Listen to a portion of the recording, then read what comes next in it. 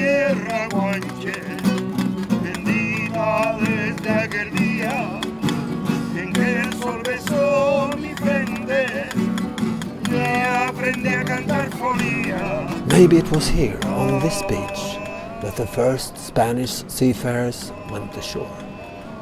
They had, from a long distance away, seen big volcanic islands reaching for the sky. And as they came closer, they saw a green island with beautiful beaches.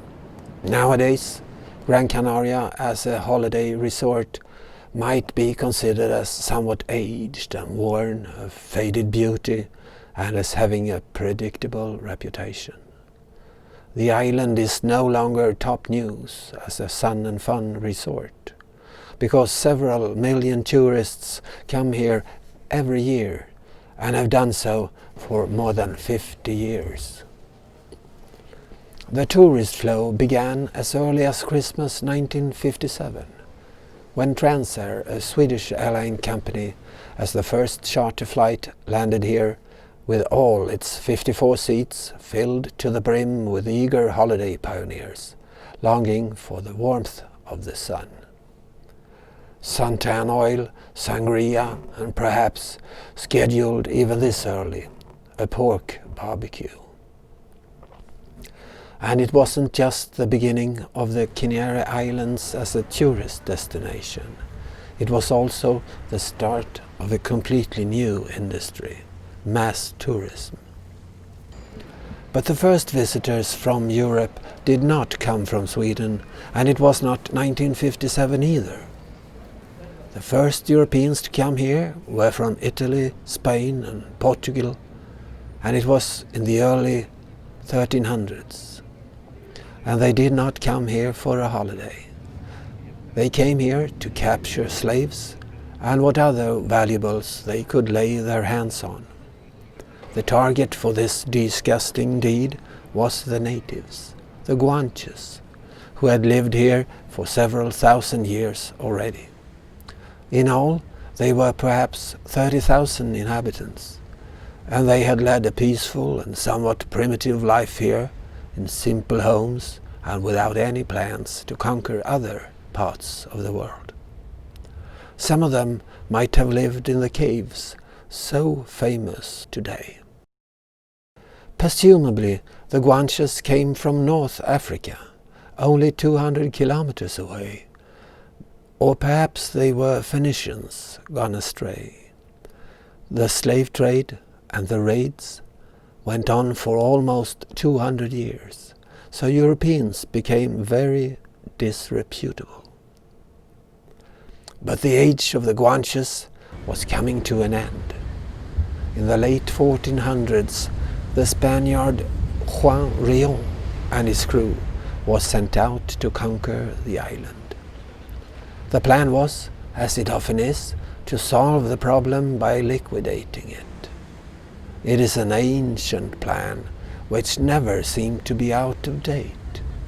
But Juan and crew encountered more resistance than they had counted on, and they had to flee back to Spain. 5 years later, a new Spanish expedition set course towards the same target and with the same mission, and it was Pedro de Vero who wrote himself into the history books as the one who completely succeeded in eradicating the problem. So it might be a reasonable thought that GranCanaria is an aged and questionable choice for a holiday, where there are so many new holiday destinations to choose from. But then one might not have considered the alternative to the so common strides between the hotel, the beach and the bar. One can be deceived because here you don't just find the fabulous beaches you take for granted, the inexpensive bars and the pleasant nightlife. Here, only a few kilometers inland from the tourist paths, you find a fantastic countryside created by nature, by volcanoes and erosion. The breathtaking scenery can be explored by scooter, motorcycle, bus, or even by a race car. If you choose the rural buses used by the local people, you embrace the Canarian atmosphere and you can experience a glimpse of the real life here. It is both pleasant and inexpensive, and you can go almost anywhere. Just hop off the local bus when you reach one of the many scenic places, villages, little harbours, etc., and then continue onwards with the next bus. The views are always, in any case, mostly magnificent. Perhaps it was to these central mountains that the last Guanches fled when they tried to escape their fatal destiny.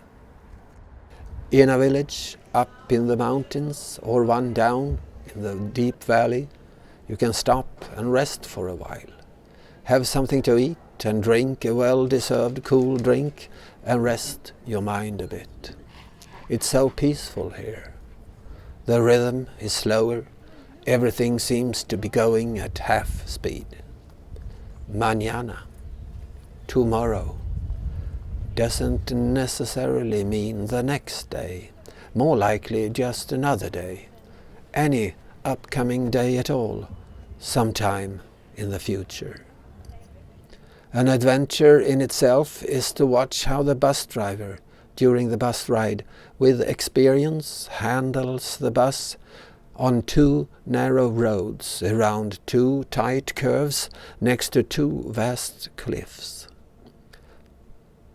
Up here, the air is fresher, the temperature lower, the nature more untouched. One wonders, why do all the tourists insist of staying in the heat and the alarm of the tourist areas and in the city center? Day after day they remain there. Don't they know that up here there is a total different world, so close yet so unknown to so many? Inland, around the steep mountains, you can experience an European version of Grand Canyon, but here the colors are green and blue.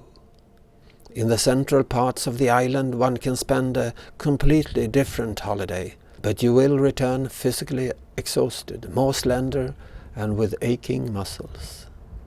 If the path doesn't take you unforgivingly uphill, it's steep downhill, and it's a struggle either way. In the capital of the island, Las Palmas, one can get weary by visiting lively markets and desolate building lots, exhibitions for modern art, museums for older art, energetic shopping areas and relaxed promenades. Elderly people sitting quiet and seemingly just sitting there. Kids running around, shouting and chattering, or even younger ones just screaming and screaming. Somewhere in this swarm, a fragment of the history of mankind might be discovered in a very materia of GranCanaria, and by coincidence even the history of the Guanches, and at the very best a glimpse of the future. But it is so difficult to see this, because all these daily life things seems to be obstacles, obscuring what we want to grasp, while life just continues.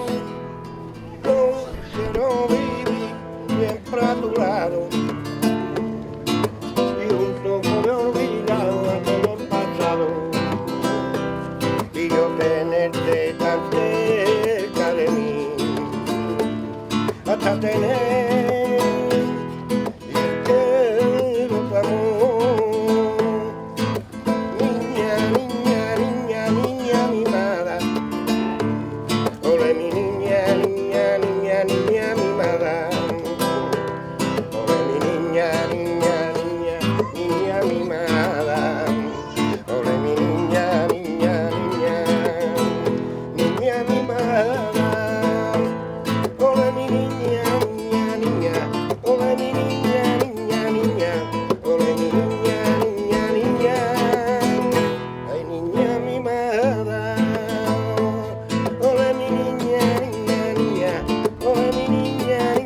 niña, ole niña, niña, niña, ay niña mimada.